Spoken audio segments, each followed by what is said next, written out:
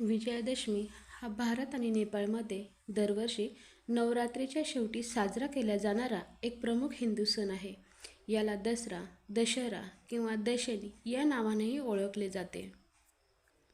विजयादशमी वेगवेगळ्या कारणांसाठी साजरी केली जाते आणि भारतीय उपखंडातील नेपाळी आणि भारतीय भागांमध्ये वेगवेगळ्या पद्धतीने साजरी केली जाते.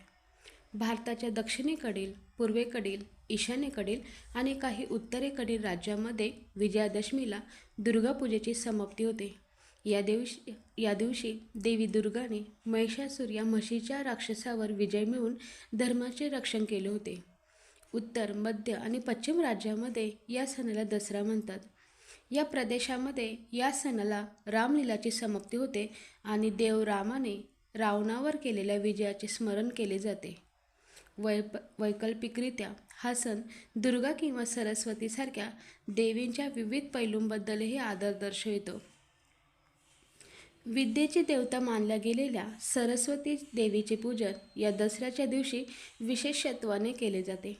या दिवशी अपराजिता देवीची पूजा करतात. दसऱ्याच्या दिवशी गावाच्या सीमा ओलांडून जाण्याची प्रथा प्रचलित आहे.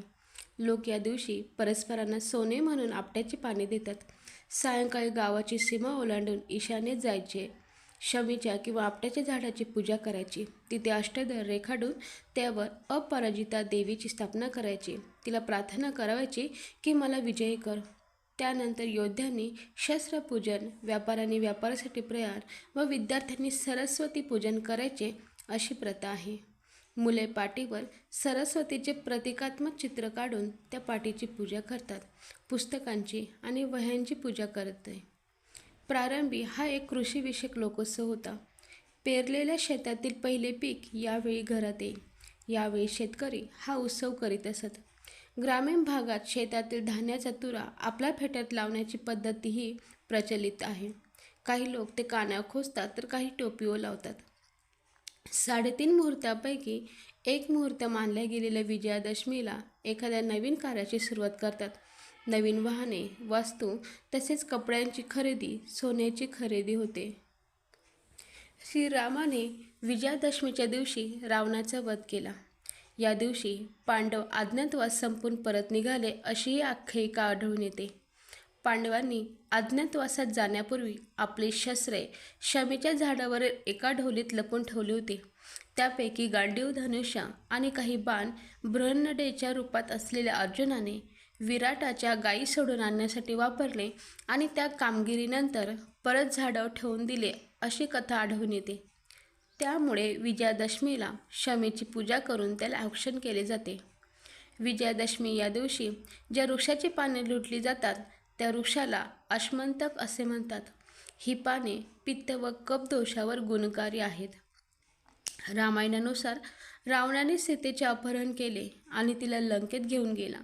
भगवान रामाने रावणाला सीतेला सन्मानाने वापस करण्याचे आवाहन केले, परंतु रावणाने सीतेला वापस पाठवण्यास नकार दिला आणि शेवटी युद्ध सुरू झाले. रावणाला ब्रह्मदेवाकडून एक अमरत्वाचे वरदान मिळालेले असते, परंतु शेवटी विभीषणाच्या सल्ल्यानुसार राम रावणाचा वध करतो. या दिवसाची आठवण म्हणून सत्याचा असत्यावर विजय, न्यायाचा अन्यायावर तसेच नीतीचा अनितीवर विजय म्हणून या दिवशी भारतात अनेक ठिकाणी रावणाचा पुतळा जाळला जातो. विजयादशमीच्या दिवशी एकमेकांना आपट्याची पाने का देतात यामागे एक कथा सांगितली जाते. फार पूर्वी ज्यावेळी गुरु-शिष्य परंपरा होती त्या काळी वरतंतू नावाचे गुरु शिष्यांना आपल्या आश्रमात ज्ञानदानाचे कार्य करीत असत. कंस नावाचा एक शिष्य त्यांच्याकडे विद्या अर्जित करण्याकरिता राहत असे. ज्यावेळी विद्याभ्यास पूर्ण झाला त्यावेळी कंसाने गुरुजींना गुरुदक्षिणेबद्दल विचारले.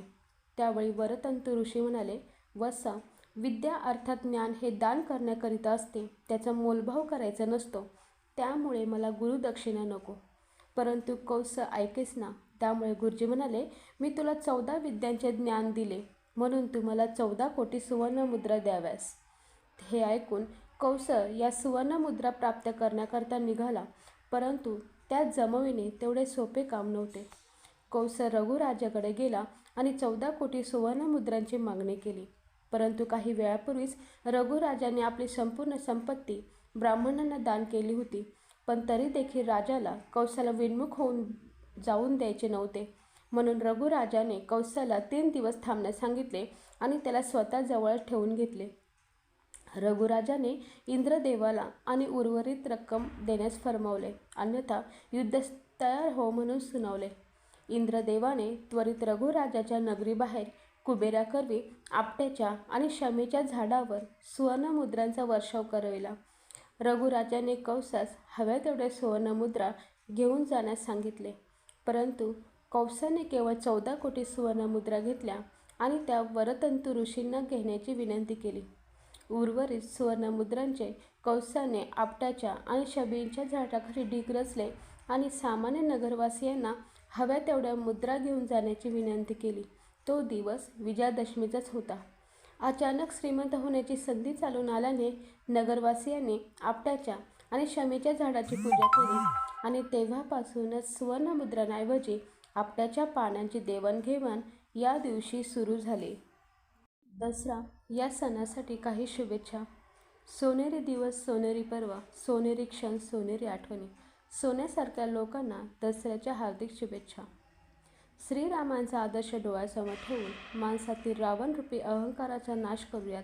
आजचा दसरा आनंदाने साजरा करूयात. दसऱ्याचा शुभ मुहूर्त तुमच्या व तुमच्या परिवाराच्या आयुष्यात सुख, समृद्धी आणि शांती भरो. दसऱ्याच्या हार्दिक शुभेच्छा.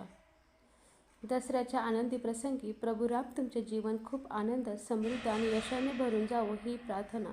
तुम्हाला तुमच्या परिवाराला दसऱ्याच्या हार्दिक शुभेच्छा. आपट्याची पाने, झेंडूची फुले घेऊन आली विजयादशमी. दसऱ्याच्या आज शुभ दिनी सुख समृद्धी लाभो तुमच्या जीवनी. दसऱ्यानिमित्त तुम्हाला खूप खूप शुभेच्छा.